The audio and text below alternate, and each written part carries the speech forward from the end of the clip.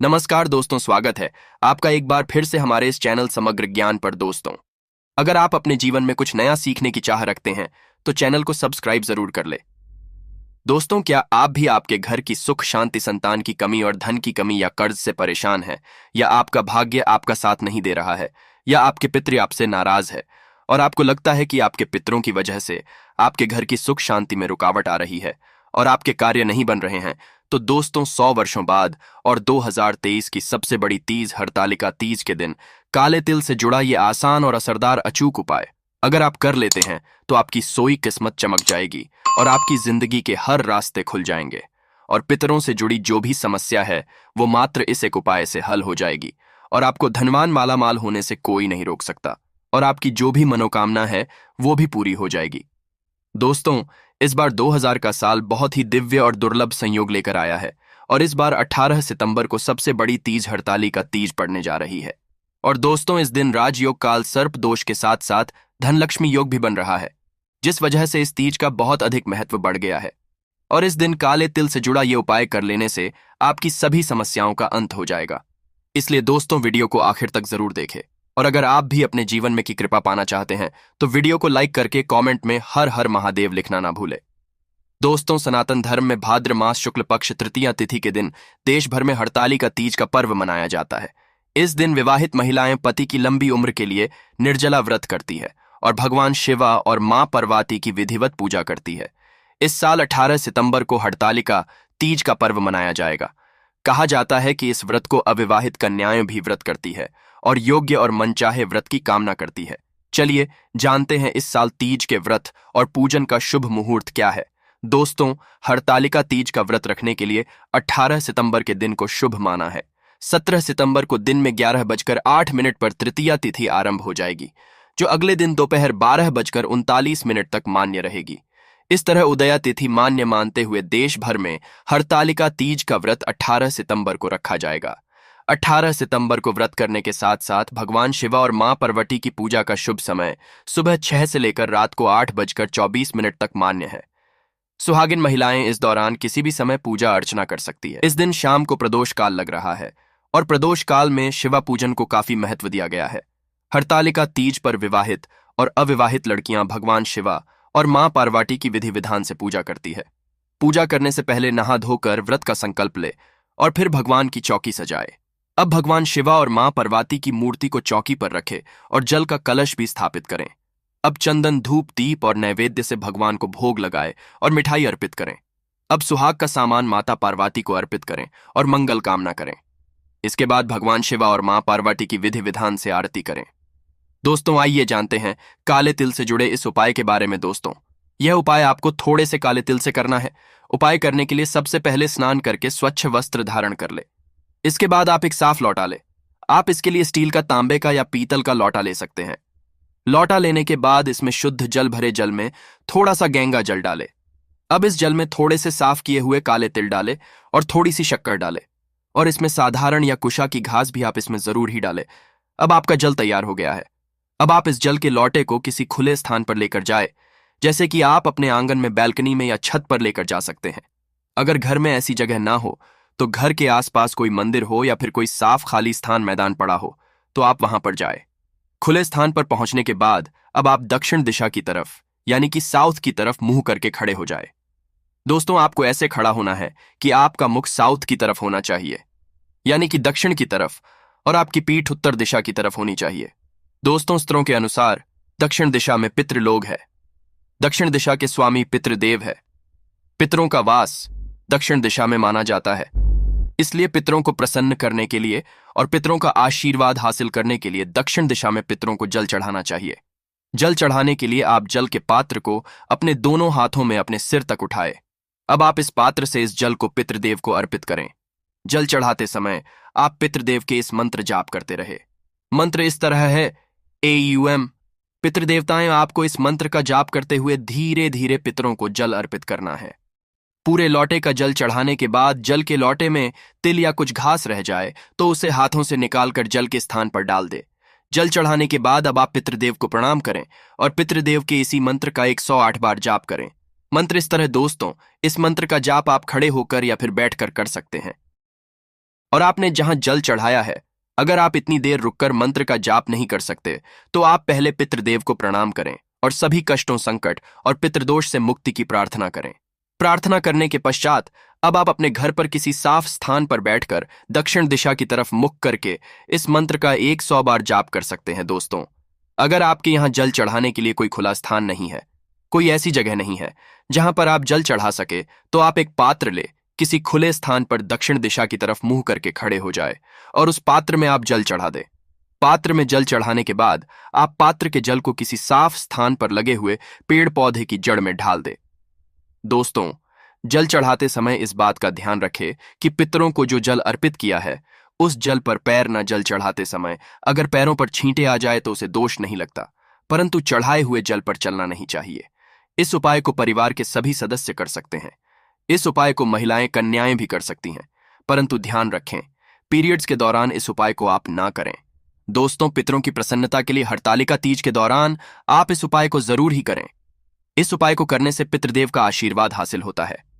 आपके पितृ और प्रसन्न होंगे और आपको अपना आशीर्वाद देंगे, और जिन पर उनके पितृ प्रसन्न होते हैं उन्हें सभी देवी देवताओं का भी आशीर्वाद हासिल होता है और पितृदोष से मुक्ति मिलती है। बिगड़े काम बनने लगते हैं, हर क्षेत्र में सफलता मिलती है और जीवन में खुशहाली आती है। दोस्तों, उपाय आपको दिन के समय करना है, यानी कि इस उपाय को आप संध्या काल के बाद ना करें। हो सके तो इस उपाय को दोपहर 12 से 1 बजे के बीच में करें, क्योंकि यह समय पितरों का समय होता है, माना जाता है। इसी समय पितृदेव अपने घर आते हैं। पितरों को प्रसन्न करने के लिए पितृपक्ष के दौरान इस बात का भी विशेष ध्यान रखें कि पितृपक्ष के दौरान आप किसी भी तरह की कोई पार्टी का आयोजन ना करें, किसी भी तरह की पूजा पाठ का अनुष्ठान का आयोजन ना करें। कोई भी शुभ कार्य जैसे कि विवाह, मुंडन, उपनयन, संस्कार, सगाई या फिर किसी सामान को खरीदना, वाहन खरीदना या गृह प्रवेश इत्यादि कार्य बिल्कुल भी ना करें। पितृपक्ष के दौरान सिर्फ रोजमर्रा के कार्य आप कर सकते हैं, और सामान भी ऐसा ही खरीदे इस्तेमाल करें जो आपकी रोज की जरूरत में आता हो। नए वस्त्र भूल कर भी ना खरीदे, और घर में रखे हुए पहले से कोई नए वस्त्र है जिन्हें आपने पहले नहीं पहना है, तो उन वस्त्रों को भी हरतालिका तीज के दौरान ना पहने। हरितालिका तीज के दौरान खुशबू की चीजें, सौंदर्य प्रसाधन कम से कम इस्तेमाल करें। हो सके तो बिल्कुल भी इस्तेमाल ना करें। पितृपक्ष के दौरान मांस, मदिरा और प्याज लहसुन से दूर रहे। इस दौरान नाखून ना काटे, बाल ना कटे और दाढ़ी मूंछ भी ना बनाए, और लड़ाई झगड़ा भूलकर भी ना करें।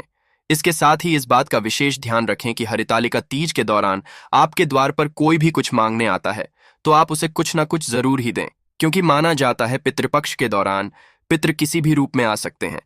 इसलिए आप अपने घर से किसी भी व्यक्ति को खाली हाथ ना लौटाए। हरितालिका तीज के दौरान पितरों की प्रसन्नता के लिए इन सभी बातों का भी विशेष ध्यान रखें। तो दोस्तों, आइए जानते हैं तीज व्रत के महत्वपूर्ण नियम। दोस्तों, हरतालिका तीज का निराहार और निर्जला व्रत रखा जाता है।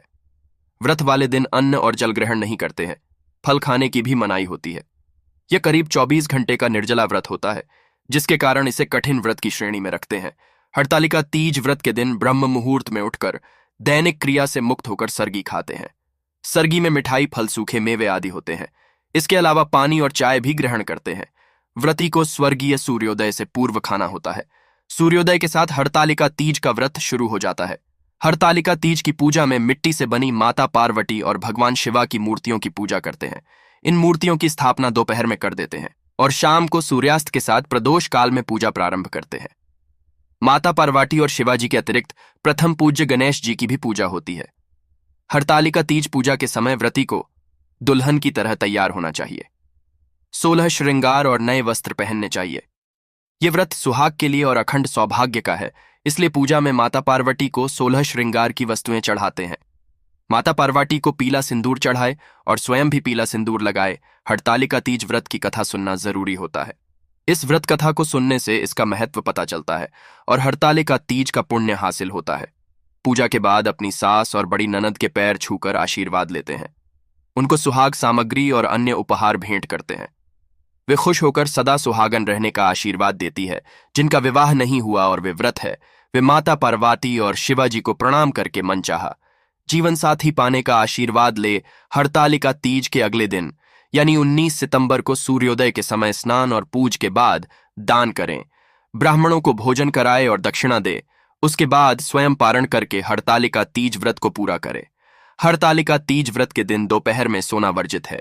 जिनको सेहत से जुड़ी समस्याएं हैं वे व्रत ना रखे। व्रत रखने से समस्या और गंभीर हो सकती है। हरतालिका तीज पूजा के दौरान आप माता पार्वती के मंत्र का जाप, चालीसा का पाठ कर सकती है। शिवा चालीसा का पाठ भी कर सकती है। मंत्र कठिन लगे तो आप माता पार्वती की आरती करें। गणेश जी और भगवान शिवा की आरती कर ले। तो दोस्तों, आइए अब जान लेते हैं हरतालिका तीज पर आपको कौन से उपाय करने चाहिए। हरतालिका तीज का दिन वैवाहिक जीवन की समस्याओं को दूर करने के लिए बहुत अच्छा होता है। अगर पति पत्नी के बीच दूरियां आ रही हो तो हरतालिका तीज के दिन पति पत्नी को किसी शिवा मंदिर में जाकर शंकर भगवान की मूर्ति या शिवलिंग के सामने घी का चौमुखी दीपक जलाना चाहिए। महिलाओं को इस दिन माता पार्वती को सिंदूर और लाल चूड़ियां अर्पित करनी है। इसके साथ ही मंत्र का 108 बार जाप करना चाहिए। इस उपाय को करने से वैवाहिक जीवन में सुख शांति बनी रहती है। वैवाहिक जीवन में आ रही समस्याओं को दूर करने के लिए हरतालिका तीज के दिन कुमकुम को लाल कपड़े में बांधकर अपने बेडरूम की अलमारी में छुपाकर रख देना चाहिए। इससे वैवाहिक जीवन का तनाव दूर होता है। हरतालिका तीज के दिन सुबह स्नान के बाद पत्नी को अपने हाथ में पति के हल्दी की गांठ बांधनी चाहिए और फिर शाम के समय गांठ खोलकर मंदिर में कपड़े में लपेट कर रख दे। माना जाता है कि इस दिन ये खास उपाय करने से पति पत्नी के बीच का रिश्ता मजबूत होता है। हरतालिका तीज के दिन पूजा के बाद घर के सभी कमरों में और खासकर बेडरूम में कपूर जलाकर घुमाए। माना जाता है कि इस उपाय को करने से दाम्पत्य जीवन पर नजर उतरने लगती है। हरतालिका तीज के दिन खुद की शादी के जोड़े पर पति पत्नी साथ में कलावा लपेटे और शिवा शक्ति का एक साथ ध्यान करें। इससे वैवाहिक जीवन में मजबूती आती है। मनचाहा जीवन साथी पाने के लिए कुंवारी कन्याएं हरतालिका तीज पर यह खास उपाय कर सकती है। इसके लिए हरतालिका तीज की शाम के समय शिवा पार्वती जी के मंदिर में जाकर घी के 11 दीपक जलाए। इस उपाय को करने से मन चाहे वर की प्राप्ति है। कथा के अनुसार माता पार्वती ने भगवान शिवा के लिए कठोर तपस्या की। दरअसल मां पार्वती का बचपन से ही माता पार्वती का भगवान शिव को लेकर अटूट प्रेम था। माता पार्वती अपने कई जन्मों से भगवान शिवा को पति के रूप में पाना चाहती थी। इसके लिए उन्होंने हिमालय पर्वत के गंगा तट पर बचपन से ही कठोर तपस्या शुरू की। माता पार्वती ने इस तप में अन्न और जल का त्याग कर दिया था। खाने में वे मात्र पत्ते चबाया करती थीं। माता पार्वती की ऐसी हालत को देखकर उनके माता पिता बहुत दुखी हो गए थे। एक दिन देवऋषि नारदा भगवान विष्णु की तरफ से पार्वती जी के विवाह के लिए प्रस्ताव लेकर उनके पिता के पास गए। माता पार्वती के माता और पिता को उनके इस प्रस्ताव से बहुत खुशी हुई। इसके बाद उन्होंने इस प्रस्ताव के बारे में मां पार्वती को सुनाया। माता पार्वती इस समाचार को पाकर बहुत दुखी हुई क्योंकि वो अपने मन में भगवान शिवा को अपना पति मान चुकी थी। माता पार्वती ने सखी को अपनी समस्या बताई। माता पार्वती ने यह शादी का प्रस्ताव ठुकरा दिया। पार्वती जी ने अपनी एक सखी से कहा कि वह सिर्फ भोलेनाथ को ही पति के रूप में स्वीकार करेंगी। सखी की सलाह पर पार्वती जी ने घने वन में एक गुफा में भगवान शिवा की आराधना की। भाद्रपद तृतीया शुक्ल के दिन हस्त नक्षत्र में पार्वती जी ने मिट्टी से शिवलिंग बनकर विधिवत पूजा की और रात भर जागरण किया। पार्वती जी के तप से खुश होकर शिवा ने माता पार्वती को पत्नी के रूप में स्वीकार कर लिया था। कहा जाता है कि जिस कठोर तपस्या से माता पार्वती ने भगवान शिव को पाया, उसी तरह इस व्रत को करने वाली सभी महिलाओं के सुहाग की उम्र लंबी हो और उनका वैवाहिक जीवन खुशहाल रहे। माना जाता है कि जो इस व्रत को पूरे विधि विधान और श्रद्धापूर्वक व्रत करती है, उन्हें इच्छानुसार वर की प्राप्ति होती है। तो दोस्तों, ये जानकारी आपको अच्छी लगी तो कमेंट जय माता दी जरूर लिखे और अगर आपका कोई सवाल हो तो उसे कमेंट बॉक्स में जरूर पूछ ले और इस वीडियो को लाइक करें, शेयर करें और साथ ही साथ चैनल को सब्सक्राइब करें।